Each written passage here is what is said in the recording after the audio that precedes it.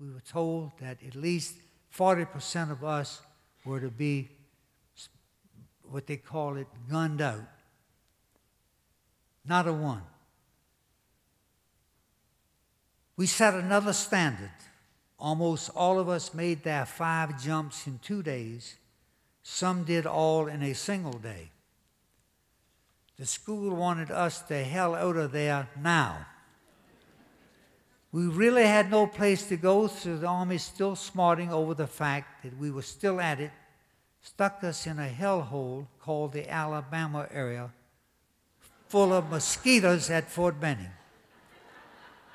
Finally, they cut an area out of Fort Bragg, as far away as one could be from all other activity of the post, and formed a new entity named Camp McCall. They did not want us associated with Fort Bragg. Actually, the camp was built on the same reservation and land area as Fort Bragg. Bragg was so vast that Camp McCall was over 20 miles from the main post where the 82nd Airborne resides today. Even then, the regular Army wanted nothing to do with us.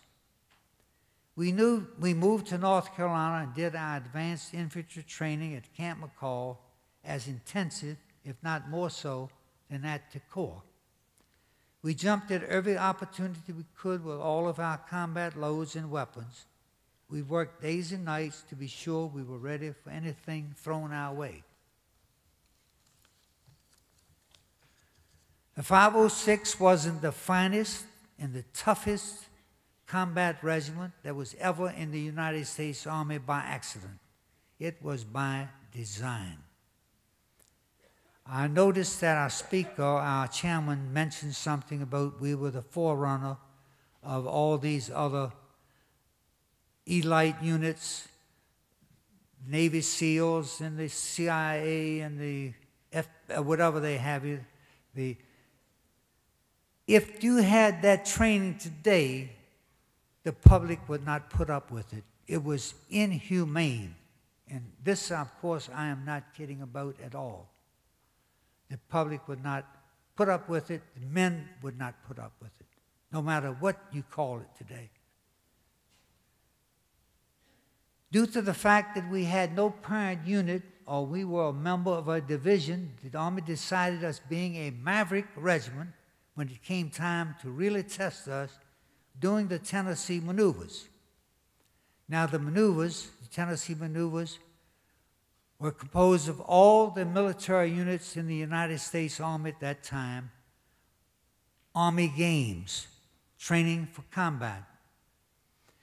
The 506 wore a shoulder patch that designated us as belonging to General Headquarters. No one could explain what it meant, but it read simply GHQ, and all I remember is what had a red and white and blue patch that we wore on our shoulder, not the eagle that we wear today. Needless to say, we jumped behind our designated adversarial enemies. We were assigned against blue and red. Didn't make any difference to us. We cut them up. We cut the hell out of them, and we attacked the whole damn army. Some of you may have seen Dirty Dozen or something like that. It's a movie where they were training and they gave them some tests. They took it from that phase of our training. They decided to send us back to Fort Bragg, said, get the hell back and get ready to go overseas. We were also still being attached, not assigned, to the 101st Airborne Division. We were attached for administrative purposes such as transport and lodging, equipment, arms, and rations for the regiment. Everyone knew we were being shipped out, but where, we did not know. That was the big question. It had to be either Pacific or Europe. The entire regiment was given 10 days leave to the moment we arrived back at Fort Bragg. We had earned the time off as we were shaped into the best soldiers in the United States Army. 2 weeks after we returned to Fort Bragg, we were on troop training heading for the port of New York, and then we all knew that we were heading for England and then the invasion of mainland Europe. The date at that time was the 15th of September, 1943. We flew from various airfields in England on the night of the 5th of June, 1944, prepared the way for the amphibious landings on Normandy beaches, and aided in the battles to secure the beachheads that eventually determined victory in Europe. My grandma had a saying, of course in broken English, he who blows his own horn just makes a lot of noise. Now, I can't really put that in Yiddish, but that's what it meant. Here goes. During the invasion of Normandy, yours truly received the first battlefield commission given to any enlisted man in the 101st Airborne Division. I'm not pausing for applause. Hold it. There are two things that I'm really and truly proud of about my world service in World War II. My battlefield commission and the fact that I brought more men home from my platoon than any other officer in over 200 platoons in the entire 101st Airborne Division. Hold it. No big deal, that was my job, seriously. Of that I am very proud, and we were the patrol platoon for the regiment, which means if anything crazy came up and you would probably get killed, we got the job. We parachuted into Holland on September the 17th, 1944, and freed millions of the Dutch from German slavery. We were in combat there for 72 very long days. Our next tour of duty took us into Belgium and the hole in the donut, Bastogne, where 13,500 troops, and I repeat, 13,500 troops of the 101st Airborne Division held off 180,000 Germans to prevent them from using the 7 road net at Bastogne. That's for the 101st Airborne Division, not me. That was no picnic, as we were surrounded the first 7 days at Bastogne in 17 degree below freezing weather, and we had no, and I repeat, no warm clothing at all and no serious heavy weapons, because we got there before we were prepared to do anything. But we prevailed and finally kicked the hell out of the Krauts. The Battle of the Bulge, as it was named, was really the last great effort the Germans presented. After the Bulge, it was downhill all the way. We took care of a few small skirmishes at the Ruhr, near Cologne, and then down the Rhine to the Colmar Pocket, then crossed over the Rhine until Augsburg, Germany. Thousands of Germans, and I mean thousands of Germans, were surrendering as we were traveling from Augsburg to our next mission, which was the Austrian Alps area. We were briefed that the Germans were planning a redoubt area, and we were to break it up before they could organize. The date was about the 20th of April, when we were hell-bent down a southern road leading from Augsburg, where we came upon an odor that was stifling, and then we saw walking scarecrows and skeletons in rags, a sight that I don't think I will ever forget, that I really would like to. E Company had stumbled, and I said stumbled, on Landsberg concentration camp. The Germans had departed just a few minutes or not more than an hour or two before we got there. There were evidence all around. I've thought hard and long about what I will have to say to you here tonight. It was salvation that those Germans were not around when the 3rd Platoon saw this place, because we were tough people. The 3rd Platoon was a tough group. We had the craziest bastards that the United States Army ever had in my platoon, but they were the finest soldiers that we ever had. And that's why I got them, because they said nobody else would even think of taking them on. And I didn't volunteer, I was given it. And they were the greatest people in the world. It was salvation for those Germans that we were not around, because we would have shot each and every one of them in the head without any doubt in my mind and without a bit of remorse. And I feel that as of this minute. Maybe I had to be ashamed to say that. Ladies and gentlemen, I had seen nothing to compare to what was waiting for me later. At that moment, I could not believe the sights in front of me. Of course, we did anything and everything possible that any decent human being could possibly do to render help as far as our capabilities. The regiment immediately put a call for the grave registration units nearby to Chafe headquarters in particular for emergency help. We as a combat strike force really had not the expertise nor the equipment to really give the needed aid to these inmates. We had no idea what to give them or what they needed. When help did arrive, and it was under 4 or 5 hours, they told us we were doing the wrong things by overkindness. The evening of the discovery of this camp, Colonel Sink, our regimental commander, called me to his headquarters, which was about 3 city blocks from where I had my platoon bedded down for tonight. He told me he had heard rumors of another similar camp such as Landsberg, and that it was supposed to be the operational headquarters of many such camps.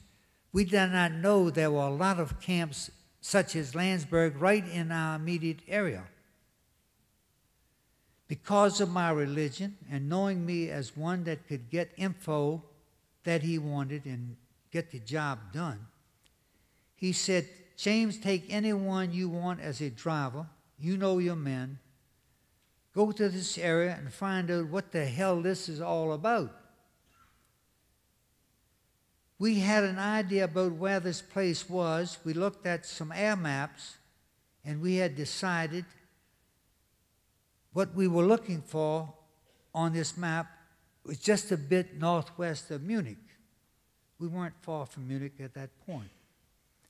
The next morning at sunup, PFC called Fenstermacher, and I were on the way to unknown at that time, the very first built camp in Germany to hold, quote, enemies of the Reich, Dachau concentration camp. The reason I called Fenstermacher, one of my 3rd Platoon men, is that he was a fine soldier and of his German accent. His German was perfect. He was Pennsylvania Dutch from Vogelsville, Pennsylvania, where his parents spoke German most of the time as he was growing up. And I had about 3 of the guys in my platoon from that area, and they did our briefing of German prisoners, especially the ones that we caught at Bastogne in German uniforms. We didn't turn too many of them in to regimental headquarters when we got a whole lot of them. We thought we would thin them out for the Third Reich. They were in American uniform. That's a death sentence when we were caught. And we wanted to help them out a little bit on that death sentence. Terrible man. We traveled about 45 minutes that morning in our Jeep, staying on the roads just northwest of Munich. Both of us noticed the smell almost at once that we had remembered before we reached Landsberg. We knew that we had found what we were looking for. As I write this for my delivery for you tonight, my mind and brain is traveling faster than I can think. And I mean that right now. It is way beyond my pay grade to be able to impart to you what we came upon at that morning. Perhaps some other day I could paint the mind picture of what I really saw. As I said before at the beginning of our talk, no human being should be required to witness what was presented to Carl and me that morning. I could go on and on about the hundreds, no thousands of dead bodies stacked as cordwood in boxcars. I saw that boxcar today for the first time in 67 years, and I almost broke up right then and there. And I'm a pretty tough soul. Ask my grandson and my nephew. They were just outside the walls of the main camp. I could tell about the gas chambers where inmates, whole families were exterminated at one time, their clothing and shoes removed. We saw piles and stacks, all of it placed in huge piles before they were forced to be gassed. And tried this one on for size. And this is one I left in. 6 of them I took out. We were ordered to find out what was at the location given us and report back as quickly as possible. Colonel Sink told me they were heading in convoy on roads from Salzburg to Zell-am-See, Austria area, to the Alps of Austria. He said that we were to take no more than 2 days from our regiment and then find the convoy as soon as possible. Both Fenstermaker and I were very much anxious to talk to someone who was strong enough to understand. We found one of the Polish inmates that came from Zary, Poland, a village near Dresden. His family owned a bakery there before the German invasion. His entire family was murdered by the Germans. For some reason, he was imprisoned at Dachau and became a baker for the prison guards. He wasn't in very good shape by any means. Not near as bad as most of these skeletons that we don't even want to go there. Among other questions we asked, what was wrong was one of the women. This is what I wanted to say. We saw this woman walking around in a daze, and we wondered why. She was acting very strange. The Polish gentleman knew who she was, and he told us she was one of the prisoners that was a showpiece for our fine German friends. They kept her as a trophy. She and her daughter was about 6 years old when they arrived at Dachau, roughly 2 years before. The mother put a struggle up when the guards wanted to take her away from her mother, out of the mother's grip, and proceeded to throw the girl down. One of the woman guards grabbed her from her mother, threw her down on the ground, and began stomping her to death until her intestines ran from her mouth. The tactic was used by other German facilities to maintain discipline, as told by others when we questioned the other inmates. That date, because we could not believe what we had heard, even from after what we had seen that day. Folks, I could go on and on about my visit to Dachau, but there's no way that I can believe that you can believe what I saw, that I did see. I've thought about this visit 67 years, and I wonder in my brain that I actually lived that part, or did I dream it? I think I've said enough for one night, and I thank each and every one of you for your attendance and listening to me, for trying to remove the stench and horror locked in my mind. May the good Lord bless and keep you, and God bless America. Hold it, please be seated. Please, thank you. Please. Oh. You're embarrassing the hell out of me. Please sit down. Thank you. Enough, please. I've got something else to say. I've got some money to make for the JCC. You don't think they brought me up here for nothing now? Come on. They paid big money for my airplane, because I tell them I don't ride in steerage as my grandparents and parents did. Okay. There's a book that I wish you would buy and read. In fact, the JCC, I think, has them here. I haven't seen them tonight. That you may be interested in the true history of World War II. It's titled, Tonight We Die as Men. I have no financial interest in that book whatsoever, not one penny. But I feel that it's the best book ever written about the Battle of Normandy and the preparation of the 506 for its place in history. The book, The Band of Brothers, was a terrific novel, but most of its story was the imagination of its author, Dr. Stephen Ambrose. Of course, he imagined a lot of things about a lot of his writings, we found out later. I think I know, as I was there from the birth of the regiment as a buck private, a sergeant, a staff sergeant, a first sergeant, all enlisted, and as a commissioned officer, platoon leader of the famous 3rd Battalion, 506 E Company, Parachute Infantry Regiment. Thank you again. If there's any questions that I can answer, fine if we have time. If I don't know the answer, I'll just make up one for you.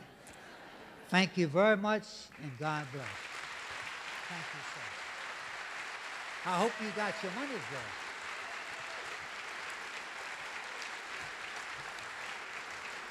Is that my grandson yelling down there? Thank you. I'll leave it there for a moment. Should I go? Yep, back this way. Thank you all so much for coming out tonight. It has come to my attention that we sold out of the Colonel's books before the performance started. We will have a link on our website for you to purchase books, and we'll make sure that the Colonel's able to sign them. For those of you who have books that you've already purchased, the Colonel will be out in a few minutes to sign. And for those of you who have other items that you'd like to sign, we'll try to be as accommodating as we can. Thank you so much for coming out this evening. We really appreciate it.